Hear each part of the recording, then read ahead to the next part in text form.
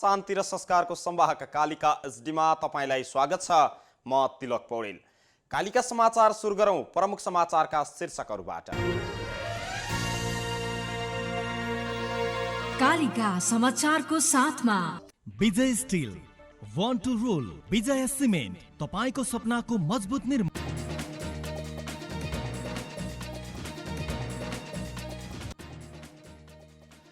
नेकपा कुनै पनि हालतमा नफुट्ने उपाध्यक्ष गौतमको दाबी। पार्टीभित्रका आन्तरिक समस्या समाधानमा आफूले निरन्तर पहल गरिरहेको जिकिर। तत्कालीन राजा वीरेन्द्र शाहको निजी निवास श्री सदन सर्वसाधारणका लागि खुला। 240 वर्षे शाहवंशीय इतिहासको नमुना श्री सदनलाई संरक्षण गर्ने मन्त्री भट्टराईको प्रतिबद्धता। भारतको उत्तर प्रदेशमा विषाक्त रक्सी पिउँदा 6 जनाको ज्यान गयो, 15 जना बिरामी। अफगानिस्तानमा रकेट प्रहार हुँदा 8 जनाको ज्यान गयो, 31 जना घाइते। र आगामी डिसेम्बरमा हुने वर्ल्ड पावर लिफ्टिङ च्याम्पियन्समा नेपालले पनि सहभागिता जनाउने।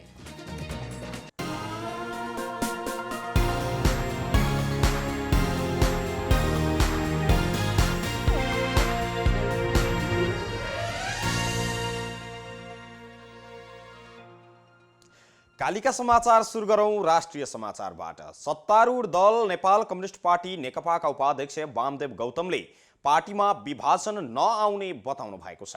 तुलसीपुर उपमहानगरपालिकाद्वारा आज आयोजित भेटघाट कार्यक्रममा गौतमले पार्टीभित्रका केही आन्तरिक समस्या समाधान गर्न आफूहरूले निरन्तर पहल गरिरहेको बताउनु भएको छ।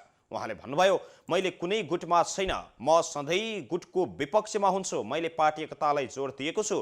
पार्टी कुनै पनि हालतमा फुट्दैन। पार्टी एकताका क्रममा देखिएका केही विषयलाई तत्कालीन समयमा समाधान नगरिँदा अहिले समस्या आएको पनि उहाँको भनाइ छ। पार्टीमा 2 अध्यक्षले बैठकको कार्यसूची तय गर्ने र त्यसैका आधारमा सचिवालय, स्थायी कमिटी र केन्द्रीय कमिटीको बैठक बस्ने पनि उहाँले बताउनु भएको छ।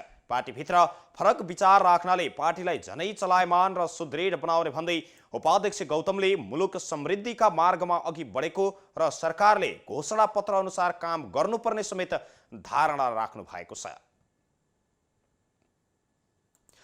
प्रधानमन्त्री केपी शर्मा ओली विरुद्ध अभिव्यक्ति दिएको भन्दै पूर्व अर्थमन्त्री समेत रहनुभएका चितवनबाट निर्वाचित सांसद सुरेन्द्र पाण्डे विरुद्ध नाराबाजी भएको छ। नेकपा स्थायी कमिटी सदस्य पाण्डेको प्रमुख आतिथ्यतामा भएको कार्यक्रममा गुटको राजनीति गरेको भन्दै ओली पक्षका कार्यकर्ताहरूले होहल्ला र नाराबाजी गरी कार्यक्रमलाई अघि बढ्न नदिएका हुन्। प्रधानमन्त्री विरुद्ध बोल्न थालेपछि होहल्ला गरेर संसद पाण्डेलाई बोल्न नदिएको युवा संघका नेता केदार आचार्यको भनाइ छ। मदन भण्डारी फाउन्डेसनले गुटबन्दी गरेको आरोप लगाएपछि आफूहरूले पाण्डेलाई बोल्न नदिएको उहाँको भनाइ छ। कार्यकर्ताले बोल्न नदिएपछि प्रहरीले पाण्डेलाई सुरक्षा दिएर कार्यक्रम स्थलबाट समेत बाहिर लगेको थियो। नेकपा राप्ती नगर कमिटीले वीरेन्द्रनगरमा गरेको कार्यक्रममा सुरेन्द्र पाण्डेले पार्टीमा देखिएको विवाद समाधानका लागि गठित कार्यदलको भूमिकाबारे धारणा राख्नु भएको थियो। राप्ती नगर कमिटीका नगर इन्चार्ज मानबहादुर स्याङबुका अनुसार पाण्डेले पार्टीकै कार्यकर्ताले होहल्ला र नाराबाजी गरेपछि कार्यक्रम सञ्चालन गर्न नसकिएको बताउनु भएको छ। यसैबीच उता सत्तारूढ दल नेपाल कम्युनिस्ट पार्टी नेकपाका वरिष्ठ नेता माधव कुमार नेपालले भने नेता सुरेन्द्र पाण्डे सहभागी कार्यक्रममा भएको नाराबाजीको भत्सना गर्नु भएको छ। सुनियोजित रूपमा अभद्र व्यवहार र नाराबाजी भएको भन्दै नेता नेपालले यसको छानबिन गरी कारबाही गर्न समेत स्थानीय पार्टी एवं सम्बद्ध पक्षको ध्यानाकर्षण गराउनु भएको छ। यस्तो कार्य जोसुकैले गरेको भए पनि लोकतान्त्रिक कम्युनिस्ट पार्टीका लागि पटक्कै नसुहाउने कार्य भएको उल्लेख उहाँले गर्नु भएको छ। नेकपा स्थायी कमिटी सदस्य पाण्डेले आज गृह जिल्ला चितवनकै राप्ती नगर पार्टीको बैठकमा बोलिरहँदा केही नेताहरूले नाराबाजी गरेका हुन्। नारायण हिटी दरबार संग्रहालयभित्र रहेको तत्कालीन राजा वीरेन्द्र शाहको निजी निवास श्री सदन सर्वसाधारणहरूका लागि आजदेखि खुल्ला भएको छ। संस्कृति, पर्यटन तथा नागरिक उड्डयन मन्त्री योगेश कुमार भट्टराईले आज औपचारिक रूपमा सुरुवात गरेसँगै भोलिबाट श्री सदन सर्वसाधारणका लागि खुल्लाइने बताइएको छ। आजबाट खुल्ला भएको औपचारिक घोषणा गर्दै मन्त्री भट्टराईले इतिहासहरूलाई आजीवन संरक्षण गर्नुपर्ने बताउनु भएको छ। इतिहासलाई जीवित राख्न सके मात्रै देश र समाजको विकासक्रमका विषयमा अध्ययन अनुसन्धान गर्न सूचना प्राप्त गर्न सकिने उहाँको भनाइ छ। देश तथा विदेशका अनुसन्धानकर्ताहरूका लागि श्री सदन खुल्ला हुनु महत्त्वपूर्ण पक्ष भएको उल्लेख गर्दै उहाँले राजा वीरेन्द्रको जीवनशैली, पारिवारिक अवस्था आदिका विषयमा बुझ्न सहयोग पुग्ने विश्वास व्यक्त गर्नुभयो। नेपाली इतिहासमा 240 वर्षीय शाहवंशीय इतिहासको साक्षात नमुनाको रूपमा रहेको श्री सदनलाई संरक्षण गर्ने मन्त्री भट्टराईले प्रतिबद्धता समेत जाहेर गर्नुभएको छ। नारायण हिटी दरबार संग्रहालय विकास समितिका कार्यकारी निर्देशक भेष नारायण दाहालले यो वर्षको सुरुमै श्री सदन खुल्ला गर्ने योजना रहे पनि कोरोनाका कारण सम्भव नभएको बताउनुभयो। अहिलेसम्म 52 कक्ष मध्ये 32 वटा मात्रै खुल्ला भएको उहाँको भनाइ छ। 52 कक्षका सबै ढोकाका नाम हिमालबाट र सबै कोठाका नाम जिल्लाबाट राखिएको पनि उहाँले बताउनुभयो। अझै मनाङ र मुस्ताङ, जाजरकोट जस्ता लगभग 12 वटा जिल्ला खुल्ला गर्न बाँकी रहेको उहाँले जानकारी दिनुभएको छ। श्री सदन खुल्ला गरिएसँगै मोटर ग्यारेजमा हिटलरले वीरेन्द्रलाई उपहार स्वरूप दिएको गाडी पनि प्रदर्शनीमा राखिएको छ। यस्तै तत्कालीन राजा त्रिभुवन महेन्द्र र वीरेन्द्रले चढ्ने गाडी र वीरेन्द्रले प्रयोग गर्ने गरेको हेलिकप्टर र हवाई जहाजलाई समेत अवलोकनका लागि राखिएको छ। 2023 सालमा बनेको सो सदन 3 तलाको रहेको छ। 12 कोठा भएको भवनको भुइँतलामा वीरेन्द्रको निजी कार्यालय रहेको थियो। उमेर पुगेपछि दिपेन्द्र श्री सदनबाट त्रिभुवन सदनमा सर्नु भएको थियो। अन्य परिवारका सदस्य श्री सदनमै बस्दै आउनु भएको थियो। गणतन्त्र स्थापना भएर दरबार संग्रहालयमा परिणत भए पनि सो सदन भने बन्द नै रहेको थियो। नेपालमा पछिल्ला केही दिन यता कोरोना भाइरसका संक्रमणपछि निको हुनेको संख्या बढ्दै गएको छ। हालसम्म 2,18,639 जना संक्रमण पुष्टि भएकोमा आजसम्म 1,93,325 जना व्यक्तिहरू उपचारपछि निको भएका छन्। 2,18,639 जनामा सो संख्यामा दैनिक रूपमा बढ्दै संक्रमण मुक्त हुँदै जाँदा सो संख्यामा घर फर्किनेको संख्या पुगेको हो। स्वास्थ्य तथा जनसंख्या मन्त्रालयका अनुसार हाल देशभर 24,009 जना सक्रिय संक्रमित रहेका छन्। मन्त्रालयको तथ्याङ्क अनुसार संक्रमण मुक्त हुने दर 88.4% रहेको छ। पछिल्लो 24 घण्टामा 8,144 जनाको PCR परीक्षण गर्दा 1,664 जनामा संक्रमण देखिएको छ। काठमाडौँ उपत्यकामा मात्रै 879 जना संक्रमित थप भएका छन्। पछिल्लो 24 घण्टामा देशभरबाट 2,323 जना उपचारपछि निको भएर घर फर्किएका छन्। यस्तै पछिल्लो 24 घण्टामा कोरोनाकै कारण थप 7 जनाले ज्यान गुमाएको मन्त्रालयले जानकारी दिएको छ। यो सँगै नेपालमा कोरोनाका कारण ज्यान गुमाउनेको संख्या 1,305 जना पुगेको छ। हाल मनाङ र मुगुमा 1 जना पनि सक्रिय संक्रमित छैनन्। काठमाडौँ उपत्यका सहित झापा, मोरङ, सुनसरी, चितवन, काभ्रे, कास्की, दाङ, रूपन्देही र कैलालीमा 500 भन्दा बढी सक्रिय संक्रमित रहेका छन्। उनीहरूमध्ये 17,206 जना होम आइसोलेसनमा रहेको बताइएको छ। यस्तै हाल 336 जनाको आइसियु र 47 जनाको भेन्टिलेटरमा उपचार भइरहेको मन्त्रालयले जानकारी दिएको छ। कोरोना रोकथाम तथा नियन्त्रणका लागि घर घरमा पुगेर जनचेतना फैलाउने जिम्मेवारी जनप्रतिनिधिहरूको भएको राष्ट्रिय सभाका अध्यक्ष गणेश प्रसाद तिमिल सेनाले बताउनु भएको छ।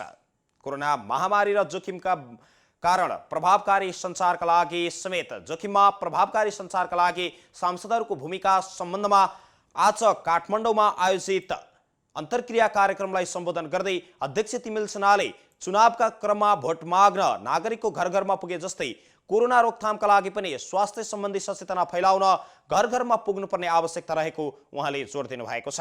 कोभिड-19 महामारी र जोखिममा प्रभावकारी सञ्चारका लागि सांसदहरूको भूमिका सम्बन्धको आजको अन्तर्क्रिया कार्यक्रममा उहाँले सो धारणा राख्नु भएको हो। कोभिड रोकथामका लागि स्वास्थ्य सम्बन्धी सचेतना फैलाउन सांसदहरू नागरिकको घर घरमा अनिवार्य पुग्नुपर्ने उहाँको भनाइ छ।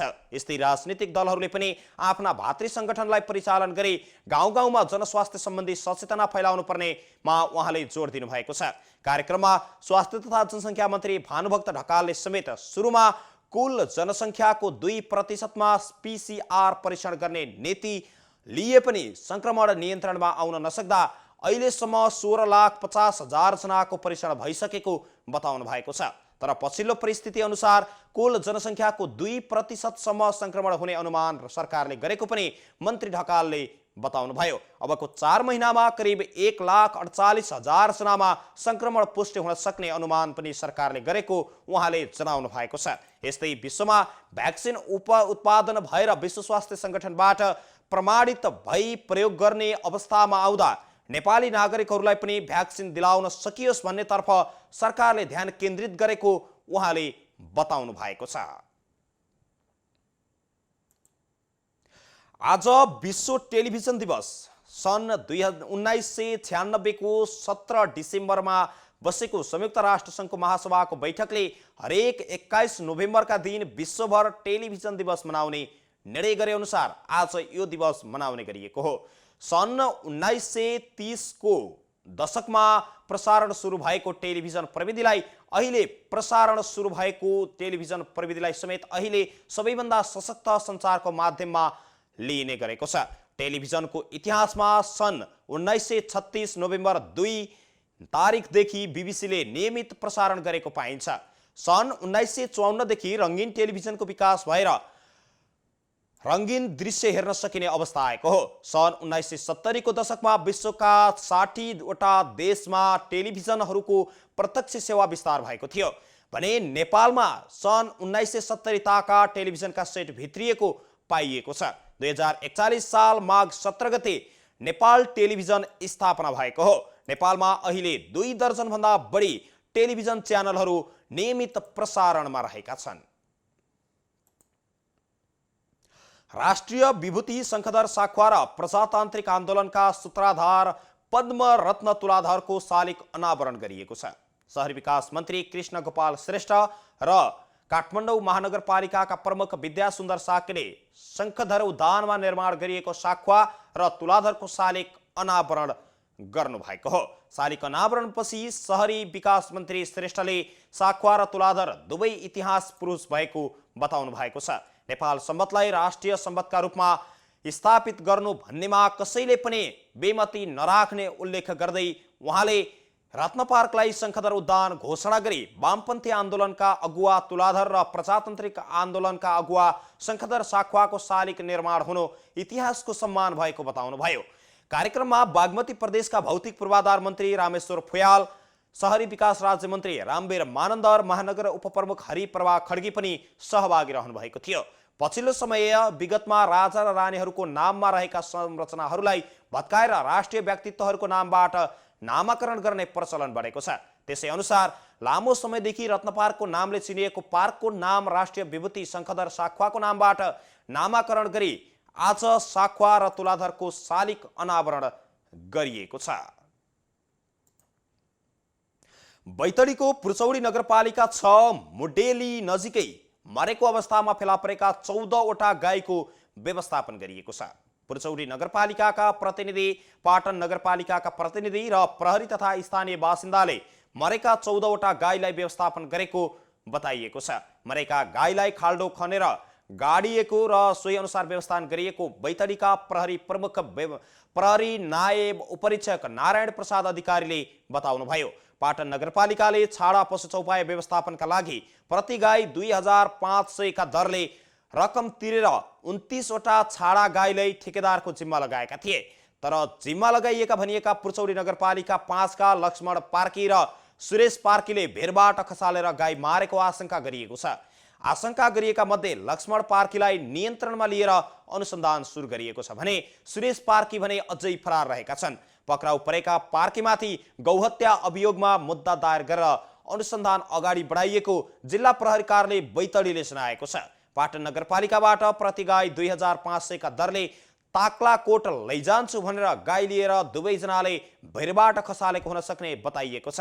नगरपालिकाले छाडा पशु चौपाया व्यवस्थापनका लागि दुवैजनालाई केही दिन अघि प्रति गाई 2500 का दरले रकम तिरेर 29 वटा छाडा गाई जिम्मा लगाएका थिए। तर बिहिबार 14 वटा गाई मरेको अवस्थामा फेला परेका थिए। एकता, शान्ति र संस्कारको संवाहक कालिका एसडीमा प्रसारित कालिका समाचारमा पालो भएको छ विज्ञापनको। तर त्यसभन्दा अगाडि प्रमुख समाचारका शीर्षकहरू एकपटक। कालिका समाचारको साथमा Vijay steel, want to rule, Vijay cement, तपाईको सपनाको मजबुत निर्माण।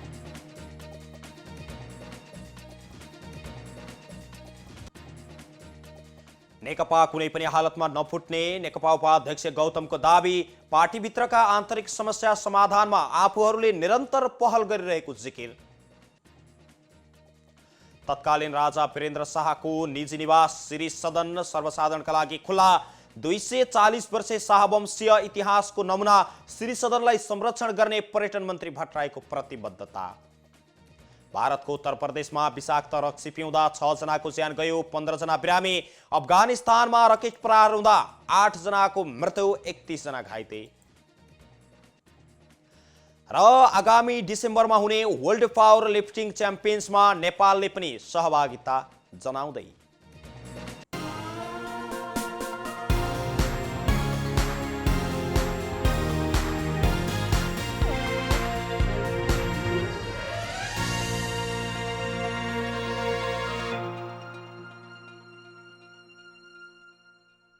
पूर्ण स्वचालित मसिनमा उच्च स्तरीय ब्लेड प्रयोग गरी उत्पादन भएको नेपालको पहिलो टेगुङ जर्मनी प्रविधिद्वारा उत्पादित विजय स्टिल सम्पूर्ण रूपमा ल्याब परीक्षणपछि उत्पादन हुने अत्यधिक भूकम्प प्रतिरोधक, वर्षौंसम्म टिक्ने, खिया प्रतिरोधक, उच्च शक्ति, उत्कृष्ट वजन अनि उच्च लचकता, अग्नि प्रतिरोधक, रिब्समा अतिरिक्त मोटाई, उच्च वेल्डिङ क्षमता अनि उच्च इलोङ्गेसन, एक नासको तौल, लम्बाई अनुपात। अब आफ्नो निर्माणलाई दिनुहोस् विजय स्टिलको शक्ति। Vijay steel FE 500, FE 500D, Vijay steel, born to rule.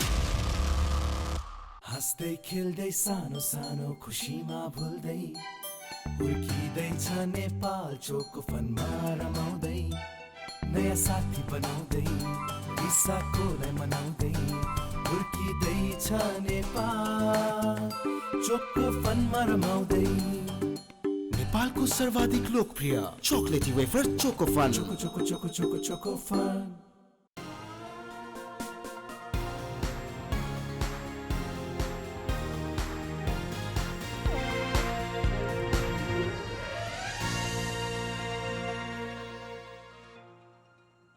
विज्ञापनपछि Kalika समाचारमा पुनः स्वागत छ। अब स्थानीय समाचार।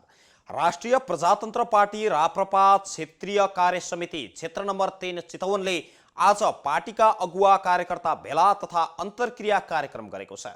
पार्टीका कार्यकर्तालाई संगठित गर्ने उद्देश्यले आज जगतपुरमा रहेको कार्यकर्ता भेलाको आयोजना गरिएको हो।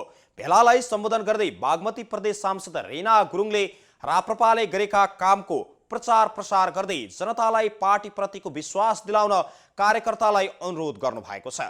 राप्रपा केन्द्रीय सदस्य समेत रहनु भएकी गुरुङले चितवनको विकासका लागि राप्रपाले उल्लेख्य काम गरेको दावी समेत गर्नुभयो। वर्तमान सरकारले जन अपेक्षा अनुसार काम गर्न नसकेको उहाँको आरोप छ। संघीय प्रणाली नै गलत भएकाले विकास निर्माणका काम अगाडि नबढेको उहाँले बताउनुभयो। प्रदेश सरकार खारेज गर्नुपर्ने समेत उहाँले माग गर्नु भएको छ। राष्ट्रिय प्रजातन्त्र पार्टी क्षेत्रीय कार्य समिति क्षेत्र नम्बर 3 का अध्यक्ष मदन पौडेलले चितवनका स्थानीय तहले राप्रपालाई काम गर्न रोक्ने प्रयास भइरहेको भन्दै निष्ठासँग काम गरेर देखाउन चेतावनी दिनुभएको छ।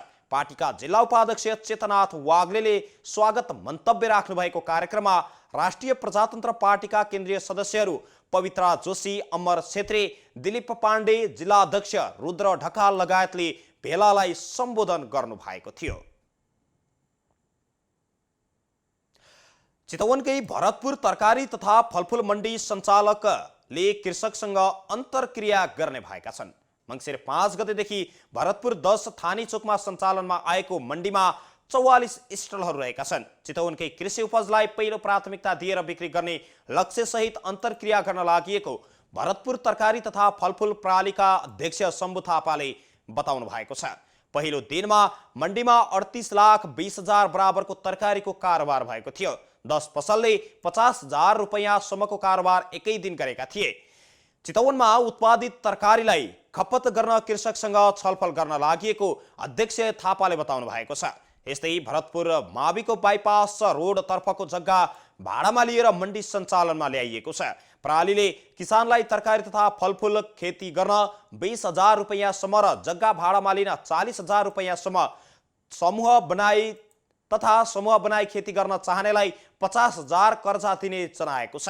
कृषि उद्यमशीलता प्रवर्धन गर्दै आफै उत्पादन गर्ने र बिक्री वितरण गर्ने गरी मण्डी सञ्चालनमा आएको छ। मण्डीले छिट्टै चिस्यान केन्द्र समेत निर्माण गर्ने जानकारी दिएको छ।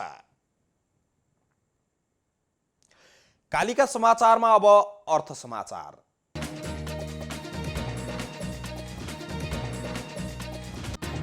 ऊर्जा जलस्रोत तथा सिंचाई मन्त्री वर्षमान पुन अनन्तले जाजरकोटमा बन्न लागेको 417 मेगावाटको जलाशययुक्त नलगाड जलविद्युत आयोजनाको विस्तृत आयोजना प्रतिवेदन डीपीआरको काम तत्काल सक्न सम्बद्ध निकायलाई निर्देशन दिनुभएको छ। जाजरकोटमा प्रतिनिधि सभा सदस्य समेत रहनु भएका वन तथा वातावरण मन्त्री शक्तिबहादुर बस्नेत, कर्णाली प्रदेशका मुख्यमन्त्री महेन्द्र बहादुर शाही, ऊर्जा मन्त्रालयका सहसचिव प्रवीण राज अर्याल र नलगाड हाइड्रोपावर कम्पनीका अध्यक्ष मोहनराज पन्त, कार्यकारी अधिकृत रामगोपाल तगेजु सहभागी छलफल कार्यक्रममा मन्त्री पुनले तत्काल डीपीआर सक्न निर्देशन दिनुभएको हो।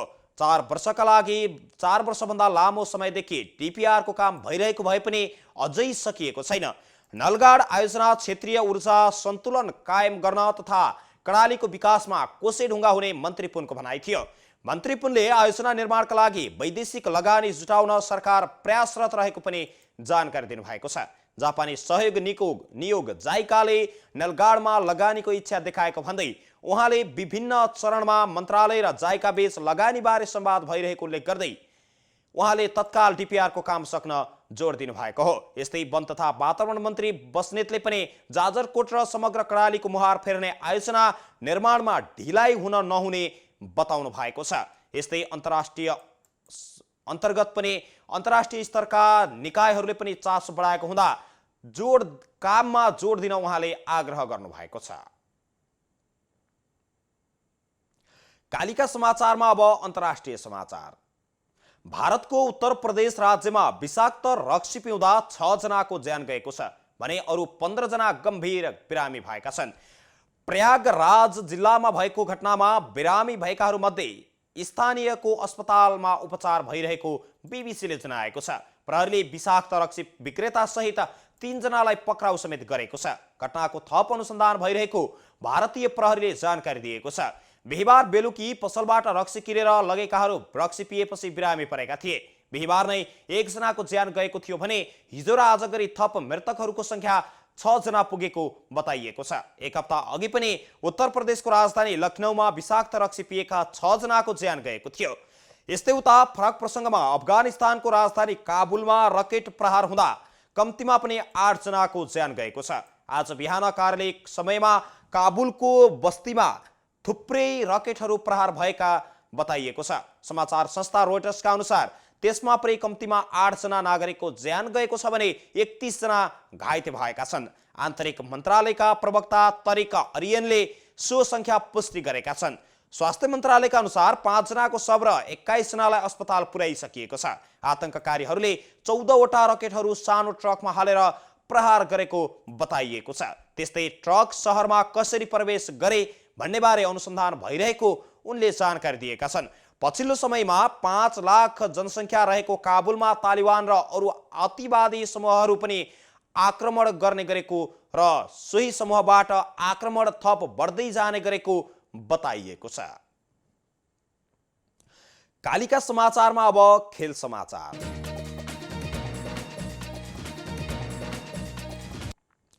भारतको महाराष्ट्रमा आगामी डिसेम्बर 4 देखि 7 सम्म आयोजना हुने 25औं वर्ल्ड पावर लिफ्टिङ च्याम्पियनशिप 2020 मा नेपालले सहभागिता जनाउने भएको छ। नेपाल पावर लिफ्टिङ एसोसिएसनले आज पत्रकार सम्मेलन आयोजना गरी नेपालको तर्फबाट 4 जना पुरुष र 1 जना महिला गरी 5 खेलाडीले प्रतियोगितामा सहभागिता जनाउने जानकारी दिएको हो। प्रतियोगितामा नेपालका हसन गुरुङले 80 केजी, राजेश सुवालले 90 केजी, सुसन आलेले 75 केजी, आशिष आलेले 100 केजी र श्रुति कार्कीले 55 केजी तौल समूहमा प्रतिस्पर्धा गर्ने एसोसिएसनका अध्यक्ष सुन्दर भुसालले जानकारी दिनुभयो। उहाँका अनुसार नेपाली खेलाडी तथा प्रशिक्षक व्यवस्थापक सहित 8 सदस्यीय टोली डिसेम्बर 3 मा भारत प्रस्थान गर्नेछ। गत चैत 12 गतेदेखि सो प्रतियोगिता भएकोमा कोरोनाको कारणले पछि धकेलिएको बताइएको छ। प्रतियोगितामा नेपाल सहित 25 राष्ट्रले सहभागिता जनाउने एसियन पावर लिफ्टिङ महासङ्घका उपाध्यक्ष जीवन गिरीले जानकारी दिनुभएको छ। यस्तै पत्रकार सम्मेलनमा गण्डकी प्रदेश सभा सदस्य राजीव पहाडीले खेलकुदका माध्यमबाट राष्ट्रलाई चिनाउनका लागि खेलाडी उत्पादन गर्न तीनै तहका सरकारले लगानी गर्नुपर्ने पनि बताउनु भएको छ। एकता शान्ति र संस्कारको संवाहक कालिका एचडीमा प्रसारित कालिका समाचारको अन्त्यमा अहिले प्रसारित प्रमुख समाचारका शीर्षकहरू पुनः एकपटक। कालिका समाचारको साथमा Vijay still, one two role, विजय सिमेन्ट, तपाईको सपनाको मजबुत निर्माण।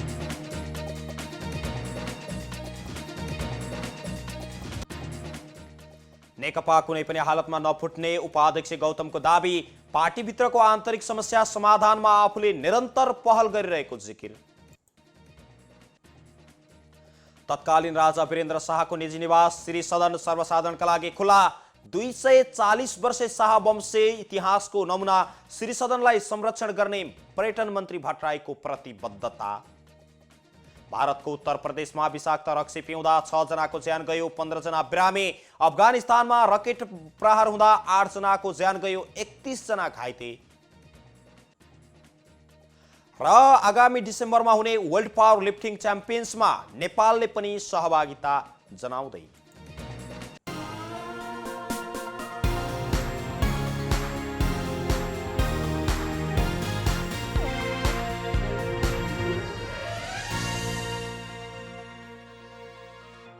यो सँगै एकता शान्ति र संस्कारको संवाहक कालिका एचडीमा प्रसारित कालिका समाचार अहिलेका लागि यति नै। हेर्दै गर्नुहोला कालिका एचडी। म तिलक पौडेल बिदा हुन्छु। नमस्कार।